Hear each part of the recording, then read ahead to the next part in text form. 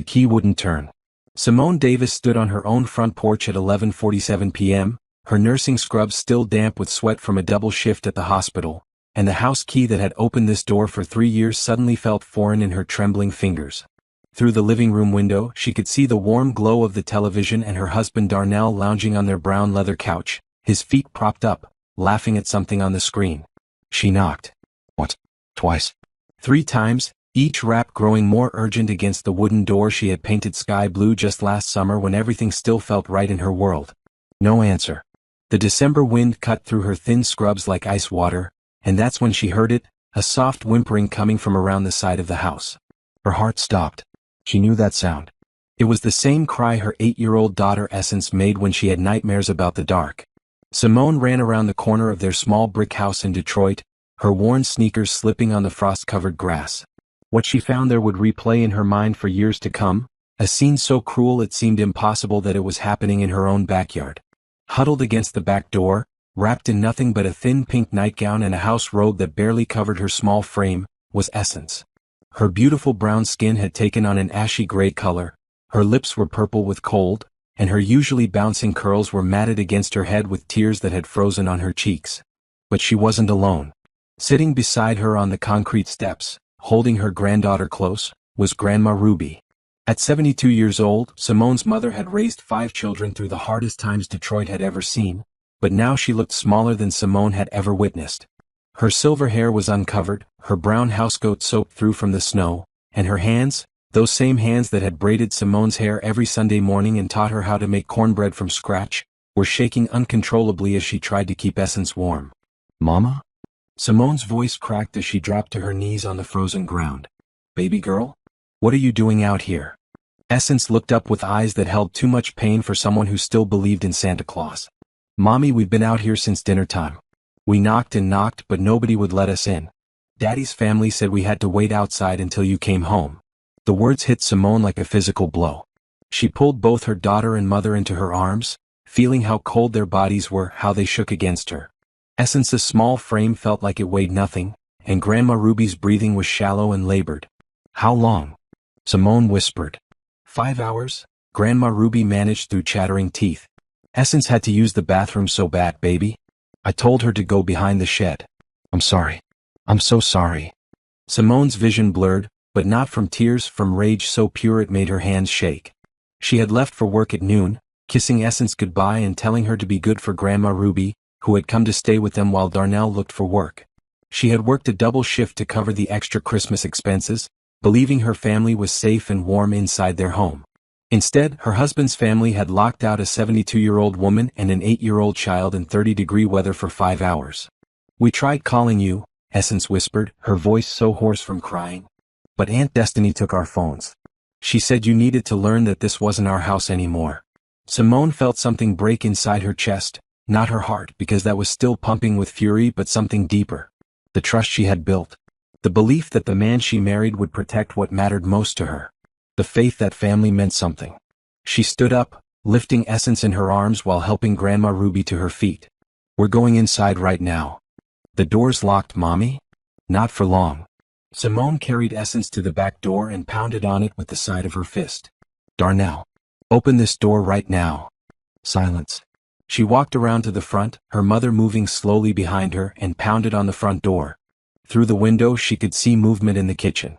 Patricia, Darnell's mother, walked past the window and made eye contact with Simone. The older woman looked at her for a long moment, then deliberately closed the curtains. That's when Simone knew this wasn't about forgetfulness or misunderstanding. This was intentional. She pulled out her cell phone and dialed 911. 911, what's your emergency? My 8-year-old daughter and elderly mother have been locked out of our house in freezing weather for 5 hours by my husband's family. My daughter might have hypothermia. Within minutes, the sound of sirens filled the quiet neighborhood. Red and blue lights reflected off the ice-covered cars parked along their street, and neighbors began peering out of windows. Mrs. Henderson from next door came outside in her bathrobe, took one look at Essence and Grandma Ruby, and immediately ushered them into her warm house. Officer Jackson, a tall black man in his 40s, took Simone's statement while paramedics checked Essence and Grandma Ruby. The front door of her house remained locked. "Ma'am, we can see people moving around inside," Officer Jackson said. but they're not responding to our knocks. Break it down, Simone said quietly. We need to try other approaches first. But Simone wasn't listening anymore. She was watching through Mrs. Henderson's front window as a paramedic wrapped her shivering daughter in heated blankets, and something fundamental shifted inside her. This wasn't just about tonight. This was about every night from now on. This was about choosing what kind of mother she was going to be and what kind of life her daughter deserved. The front door of her house finally opened and Darnell stepped out, his hands raised like he was the victim. Behind him stood his mother Patricia, his father Jerome, and his sister Destiny, all of them looking annoyed rather than ashamed. What's all this noise about? Darnell called out as if he didn't know exactly why police cars were parked in front of his house. Simone walked across the street slowly, her nursing training keeping her calm even though her heart was racing. When she reached her husband, she looked into his eyes, the same eyes she had fallen in love with 4 years ago, and saw a stranger. Where were they supposed to sleep tonight? She asked quietly. They could have gone to a hotel. With what money? I gave you my whole paycheck on Friday. That's not my problem. Officer Jackson stepped forward. Sir, we have a report that you locked a child and elderly woman outside in below freezing temperatures for over 5 hours. That's endangering the welfare of a child and elderly abuse. This is my house, Darnell said. I can decide who stays and who goes. Actually, Officer Jackson said, according to the lease your wife provided, both your names are on it. And child abandonment is a crime regardless of whose house it is. That's when Patricia stepped forward, her voice sharp with an accent that made every word sound like an accusation. That little girl needs to learn respect. She was talking back to me and that old woman was defending her. In my day, children knew their place. In your day, Simone said, her voice steady and clear, children also died from exposure because adults were too proud to show basic human decency.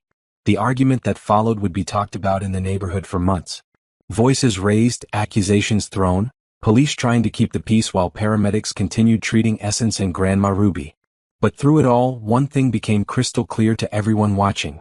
This marriage was over. By 2 a.m., Darnell was in custody for child endangerment. His family had been escorted off the property. Aunt Simone sat in Mrs. Henderson's living room, holding her sleeping daughter while her mother sipped hot tea with shaking hands. What happens now, baby? Grandma Ruby asked. Simone looked down at Essence's face, peaceful in sleep for the first time in hours, and made a decision that would change everything. Now we start over. The next morning brought a knock on Mrs. Henderson's door that Simone had been dreading. Through the window she could see Patricia and Jerome Thompson standing on the porch, their faces set with the kind of determination that had nothing to do with apology and everything to do with control. I'll handle this, Mrs. Henderson said, but Simone was already standing. No ma'am. This is something I need to do. Essence was still asleep on the couch, wrapped in 3 blankets, and Grandma Ruby was in the kitchen making breakfast with ingredients Mrs. Henderson had insisted on providing. The smell of bacon and eggs filled the small house, making everything feel normal except for the fact that they were refugees in their neighbor's home. Simone opened the door but didn't invite them in. We need to talk, Patricia said without preamble. About what? About Darnell. About this mess you've created. The words were so backwards, so completely wrong that Simone actually laughed. The mess I created? By coming home from work. By calling the police on your own husband, Jerome spoke up, his voice carrying the weight of a man who expected to be listened to. By airing our family business in the street. Your son locked my daughter outside in freezing weather. What exactly did you think I was going to do? Handle it like a wife should, Patricia snapped. Inside the family. Not by getting the law involved and making Darnell look like some kind of criminal. Simone felt that familiar anger rising again, but underneath it was something new, a clarity she hadn't felt in years. He is a criminal. What he did to Essence is illegal. What he did to my mother is illegal. Your mother, Patricia said the words like they tasted bad, has been filling that child's head with nonsense about being too good for discipline. And you've been working so much, you don't even know what goes on in your own house. That hit something deep. Simone had been working extra shifts for months, trying to keep up with bills that seemed to multiply every month. Darnell had been out of work since August, claiming he was looking for something worthy of his skills, which apparently meant nothing was good enough for a man with a high school diploma and no trade training. What goes on in my house, Simone said carefully, is that I work 2 jobs to pay rent while your son sits on the couch and his family moves in to eat our food and run our utilities up. Darnell is going through a hard time. We're all going through a hard time. but I don't lock children outside when I'm frustrated. Mrs. Henderson appeared behind Simone, all 5 feet of her radiating the kind of protective energy that grandmothers and church mothers carried. Is there a problem here? No ma'am, Simone said. They were just leaving. But Patricia wasn't done. You think you're better than us because you have that little nursing job. But let me tell you something, Darnell can do better than you. A lot better. And if you don't drop these charges and get him out of jail, you're going to find out just how much better. The threat hung in the air like smoke, and Simone felt something she hadn't experienced in their 3 years of marriage. Relief. Relief that the mask had finally come off. Relief that she could stop pretending this was a family worth fighting for. You're right, she said quietly. He probably can do better than me. But I can definitely do better than him. After they left, Simone sat at Mrs. Henderson's kitchen table while Grandma Ruby and their host worked around her, preparing food and making phone calls to family members who needed to know what had happened. Essence had woken up and was coloring in a book Mrs. Henderson had found, her movements still sluggish from the night before. Mommy, Essence said without looking up from her crayons, are we going back to that house? The question was simple, but the weight of it pressed down on Simone's shoulders like a load she'd been carrying for too long. Going back meant dealing with Darnell's family. It meant pretending last night hadn't happened. It meant teaching Essence that this was acceptable behavior from people who were supposed to love you. But not going back meant starting over with nothing but her nursing salary and whatever help family could provide. It meant finding a new place to live in a city where decent, affordable housing was hard to come by. It meant being a single mother in a world that wasn't always kind to single mothers. I don't know yet, baby girl. Good, Essence said, still coloring. I don't want to go back there. Grandma Ruby sat down across from them, her movements still careful after the night before. Baby, I need to tell you something. Simone looked up from her coffee. This wasn't the first time. The words settled like stones in Simone's stomach. What do you mean? Last week, when you were at work, Patricia told Essence she was eating too much at dinner. Made that baby sit at the table and watch while everyone else ate dessert. Essence's crayon stopped moving. 2 weeks before that, Jerome told Essence her hair looked nappy and needed to be fixed proper before she could come out of her room. Simone's hands tightened around her coffee mug. And baby, Grandma Ruby's voice got softer, they've been telling that child that you don't love her enough to stay home with her. That you care more about work than your own daughter. The mug shattered in Simone's hands, coffee and ceramic pieces scattering across Mrs. Henderson's clean table. But she barely noticed because something was breaking inside her too, the last piece of doubt about what she needed to do. Essence looked up, her brown eyes wide. Mommy, you're bleeding. Simone looked down at her hands, saw the small cuts from the broken mug and started to laugh. Not because anything was funny, but because sometimes when everything breaks at once, laughter is the only response that makes sense. Mrs. Henderson, she said, could I use your phone? I need to call a lawyer. That afternoon, while Essence napped and Grandma Ruby watched her stories on television, Simone walked back to her house. Not to go inside but to stand in the yard and really look at it. The small brick house with the blue door she had painted. The flower bed she had planned for spring. The swing set in the backyard where Essence played. All of it had been home a day ago. Now it just looked like a place where bad things had happened.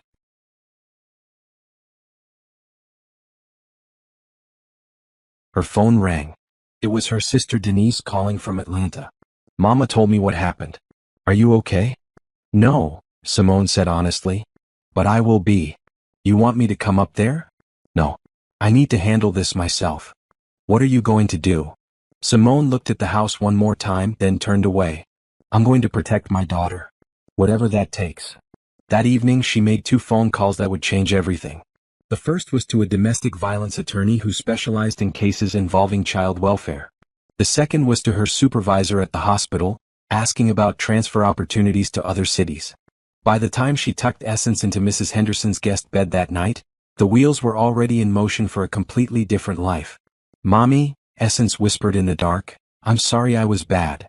Simone's heart broke all over again. Baby girl, you weren't bad. You were never bad. What happened to you was wrong and it was never your fault. But Aunt Patricia said. Aunt Patricia was wrong.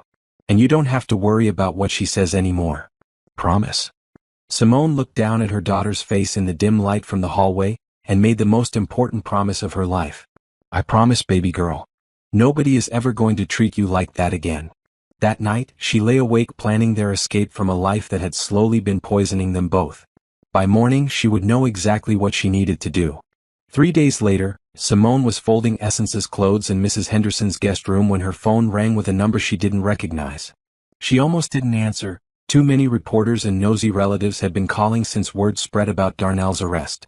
Hello? Is this Simone Davis? Yes. Mrs. Davis, this is Dr. Martinez from Detroit General Hospital. I'm calling about your application for our traveling nurse program. Simone sat down hard on the bed, her heart racing.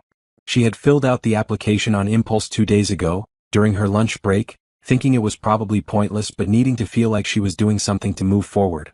Yes, sir. I have to tell you, your timing is remarkable.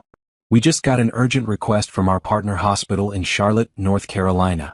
They need an experienced nurse to start immediately, and your credentials are exactly what they're looking for.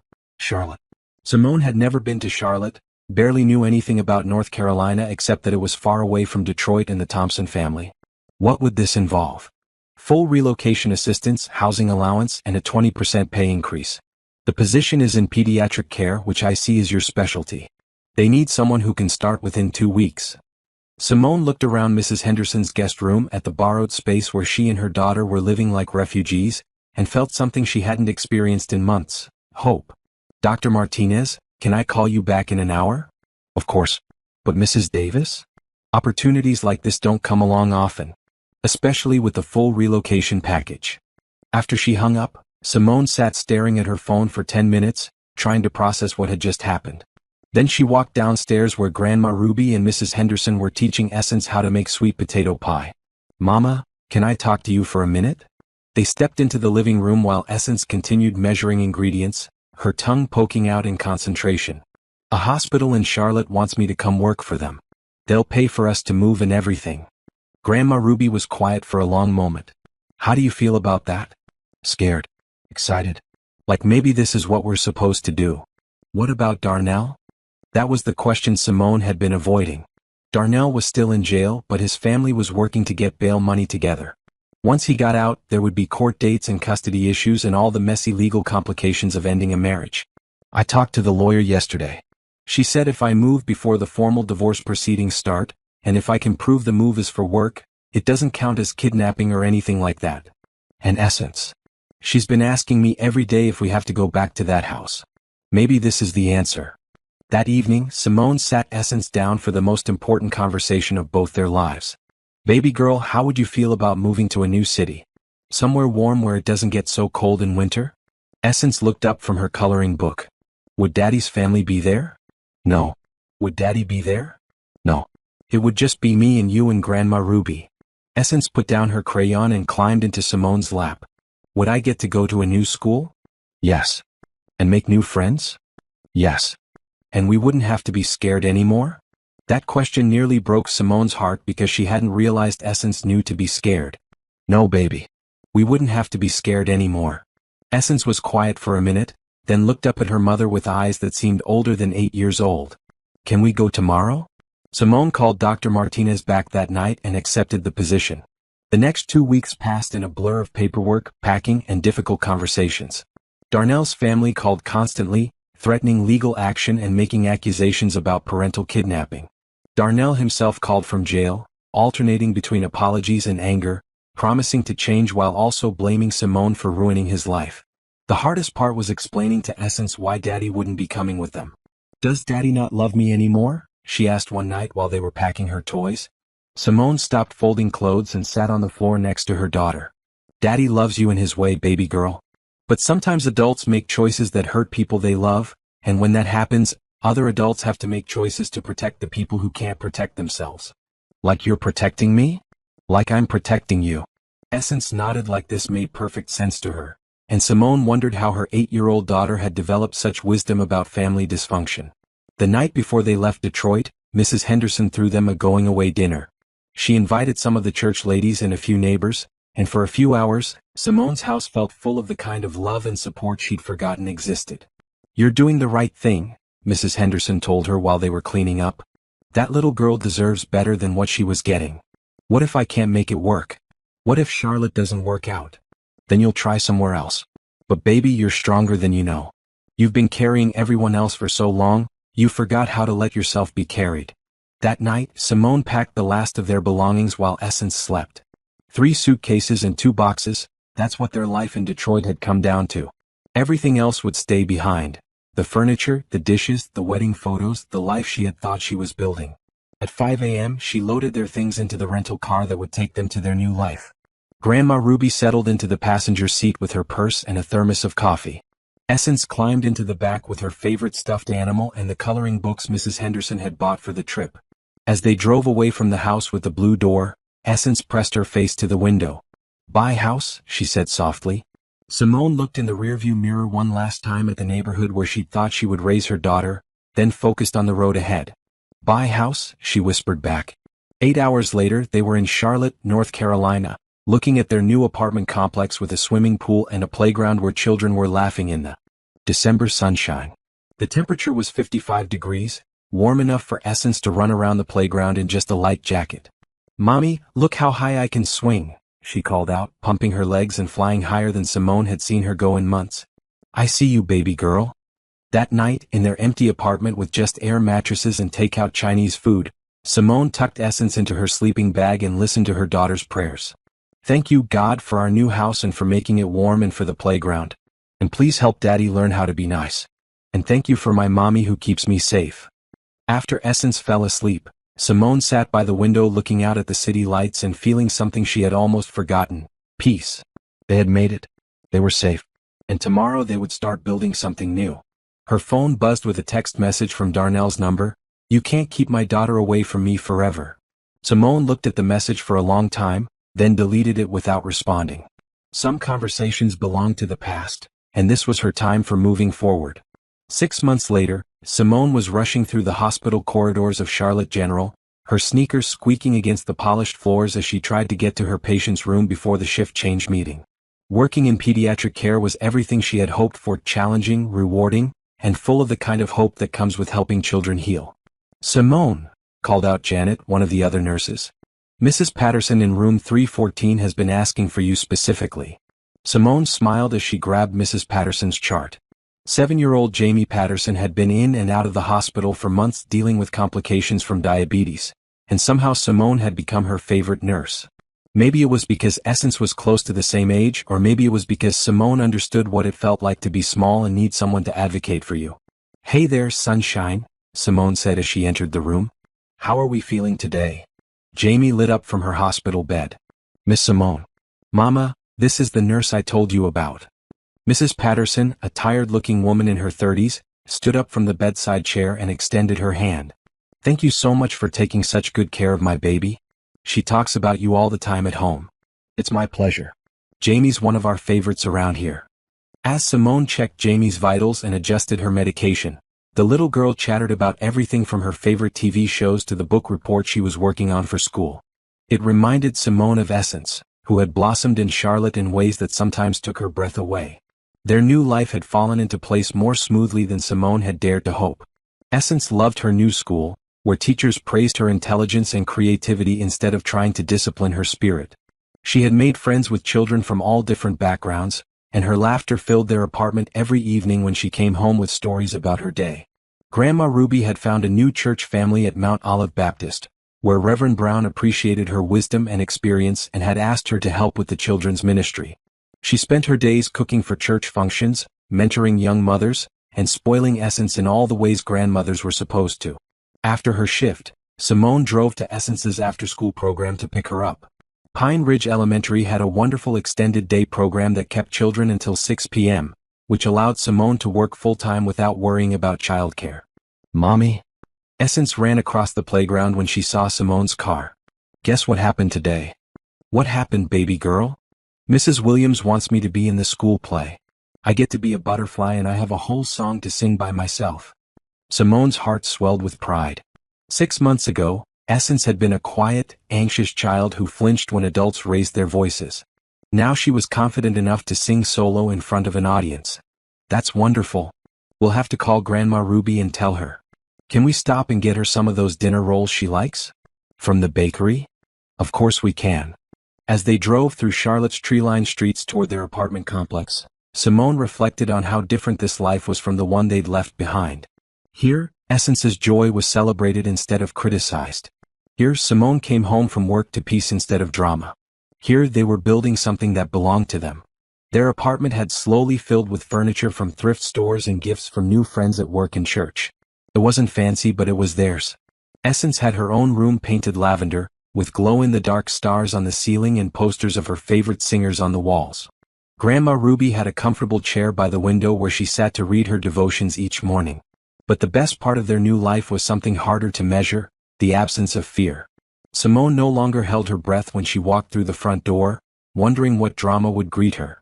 Essence no longer asked if she was in trouble when adults wanted to talk to her. Grandma Ruby no longer looked over her shoulder, waiting for someone to criticize her presence. That evening, after dinner and homework and bedtime stories, Simone sat at her kitchen table paying bills. The math was still tight, it always was for single mothers, but she was managing. The extra money from the job transfer had helped them get established, and now her regular salary was enough to cover their expenses with a little left over for emergencies. Her phone rang. It was her sister Denise calling from Atlanta. "Hey big sister. How's life in the South treating you?" "Better than I ever imagined. Essence is in the school play. Look at my niece being a star. And how are you doing?" "Really?" Simone considered the question. 6 months ago, she would have given an automatic fine response. Now she took time to think about it. "I'm happy," she said, and realized she meant it. "For the first time in years, I'm actually happy. What about the legal stuff? Any word from Darnell?" The divorce papers had been finalized 3 months ago. Darnell had fought for custody rights, but his arrest record and the testimony from Mrs. Henderson and other neighbors about what had happened that night had limited his options. He was granted supervised visitation rights, but only if he completed anger management classes and maintained steady employment for 6 months. So far he hadn't done either. His lawyer calls sometimes, but there's nothing new. He'd have to come to Charlotte for visits anyway, and he doesn't seem interested in making that effort. Good riddance. Denise. I'm serious. Essence is better off without him, and you know it. That was probably true, but Simone still felt sad about it sometimes. Not sad about leaving Darnell, but sad that Essence's father had chosen his pride and his family's approval over his daughter's well-being. After they hung up, Simone walked through her quiet apartment, checking on her family. Grandma Ruby was asleep in her recliner with her Bible open in her lap. Essence was curled up in her lavender room, clutching the stuffed elephant Mrs. Henderson had given her as a going-away present. Standing in her daughter's doorway watching her sleep peacefully, Simone felt a rush of gratitude so strong it brought tears to her eyes. This little girl who had been locked outside in the cold was now safe and warm and preparing to sing on stage in front of her whole school. This little girl was going to grow up knowing she deserved to be protected and cherished and heard. Sometimes the best victories weren't dramatic. Sometimes they were as quiet as a child sleeping without nightmares in a room painted her favorite color. The next morning brought unexpected news. Dr. Martinez called while Simone was getting ready for work. "I have an interesting opportunity for you," he said. "The hospital is starting a new program for at-risk children, kids who come through the emergency room with suspected abuse or neglect cases. They need someone to coordinate care and advocate for these children through the system. The position comes with a significant pay raise and would allow you to really make a difference." Simone sat down on her bed, processing what he was saying. A chance to help children like Essence had been children who needed someone to fight for them when the adults in their lives failed them. "Dr. Martinez, I'm very interested. I thought you might be. With your background and your experience, you'd be perfect for it. Can you come in this afternoon to discuss the details?" After she hung up, Simone looked at herself in the bathroom mirror and saw something she hadn't seen in years. A woman who was exactly where she belonged, doing exactly what she was meant to do. This was what starting over looked like. Not just surviving but thriving. Not just protecting Essence but building a life where protection wasn't necessary because love was abundant.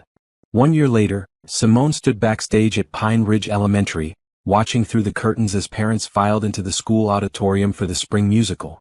Essence was beside her in her butterfly costume, complete with orange and black wings that sparkled under the stage lights. "Are you nervous, baby girl?" "A little bit. But mostly excited." That summed up how Simone felt about most things these days, a little nervous but mostly excited. Life in Charlotte had exceeded every hope she'd had when they first drove away from Detroit. Her new position as child advocacy coordinator at the hospital was everything Dr. Martinez had promised and more. She spent her days working with social workers, lawyers, and families to ensure that children who came through their emergency room got the help they needed. It was heartbreaking work sometimes, but also deeply rewarding. Last month, she had helped place twin 5-year-old boys with their grandmother after their mother's boyfriend had been arrested for abuse. Watching those little boys laugh and play in a safe environment reminded her why she'd chosen this path. 5 minutes until curtain, called the drama teacher. Essence hugged Simone quickly, then took her place with the other children.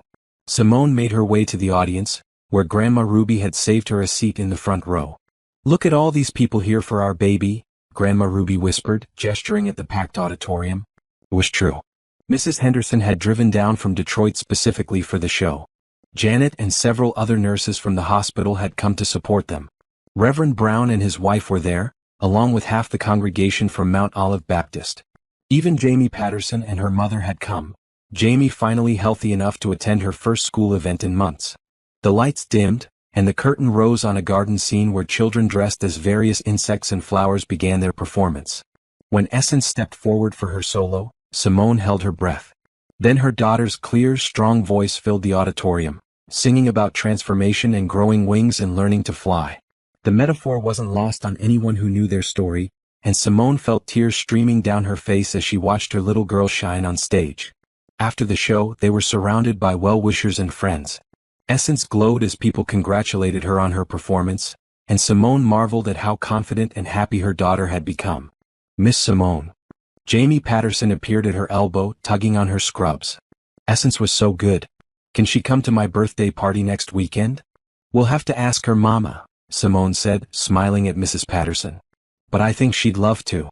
As the crowd began to thin out, Mrs. Henderson approached them with something in her hands.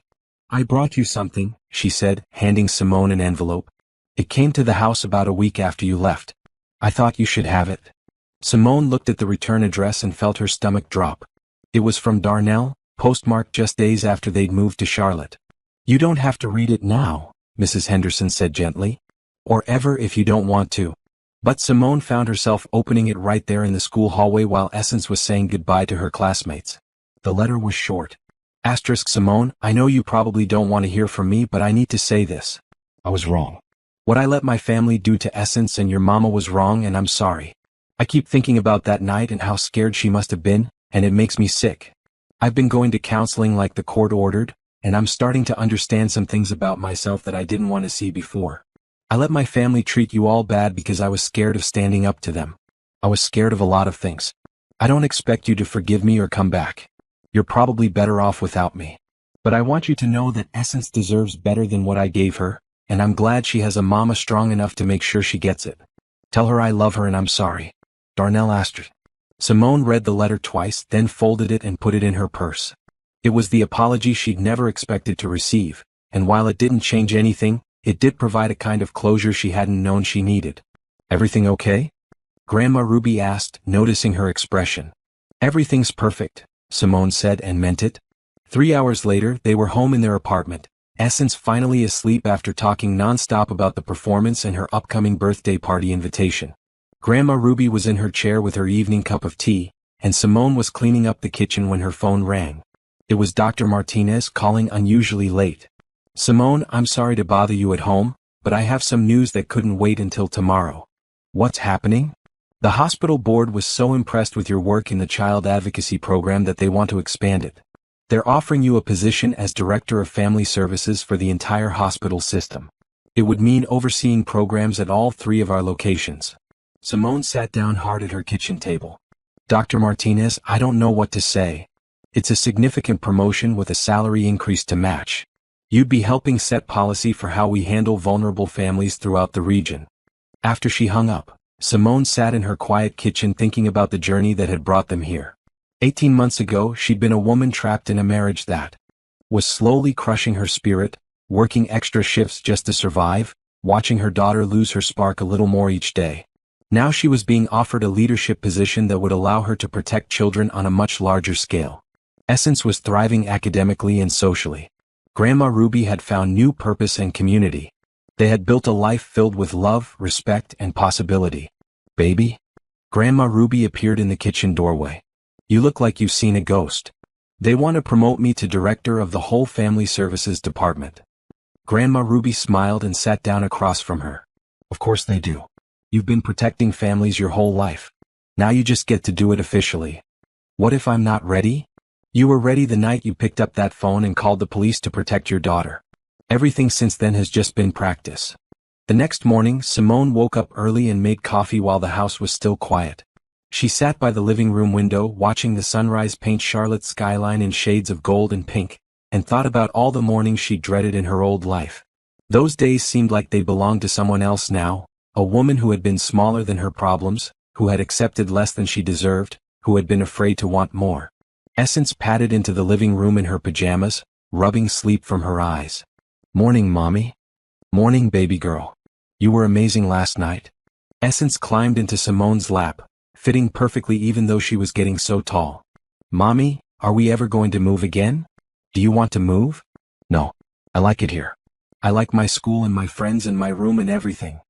Then we're staying right here. Promise? Simone looked around their apartment at the photos on the walls showing a year of birthday parties and school events and church picnics. At Grandma Ruby's reading chair and Essence's art projects on the refrigerator and the life they had built from nothing but determination and love. I promise, baby girl. This is home. Later that day, Simone called Dr. Martinez and accepted the promotion. Then she called Mrs. Henderson to share the good news, and her sister Denise and Reverend Brown. That evening, she took Darnell's letter out of her purse and read it one more time. Then she wrote a short response. Asterisk Darnell, thank you for your letter. Essence is doing wonderful. She's in school plays now and has lots of friends and is growing up to be an amazing little girl. I forgive you not for your sake but for mine and hers. We're moving forward with love instead of anger. I hope you find peace. Simone Asterisk. She mailed it the next day, then put that chapter of their lives firmly in the past where it belonged. 6 months later, Simone stood in front of the hospital board, presenting her first quarterly report as Director of Family Services. The numbers told a story of success. More children safely placed with relatives, more families connected with resources, more advocacy and support for the most vulnerable patients in their system. But the real success was smaller and more personal. It was Essence making the honor roll. It was Grandma Ruby teaching Sunday school. It was the three of them sitting around their dinner table each night, sharing stories about their days and planning for their tomorrows. It was the knowledge that sometimes the best thing you can do for the people you love is to be brave enough to start over. That night, as Simone tucked Essence into bed, her daughter asked the question that had become part of their bedtime routine. Tell me the story about the night we left Detroit. Again? I've told you that story 100 times. I like it. It's like a fairy tale where the princess saves herself. So Simone told the story again about a mama who worked late and came home to find her baby locked outside in the cold, and how that mama decided that nobody would ever treat her baby that way again. She told about the long drive to a new city and the empty apartment that became a home and all the good things that grew from one night when everything seemed terrible. And they lived happily ever after? Essence asked, even though she knew the ending. They lived happily ever after, Simone confirmed. Because sometimes fairy tales are true. Sometimes the princess does save herself. And sometimes starting over is just another way of saying that loved one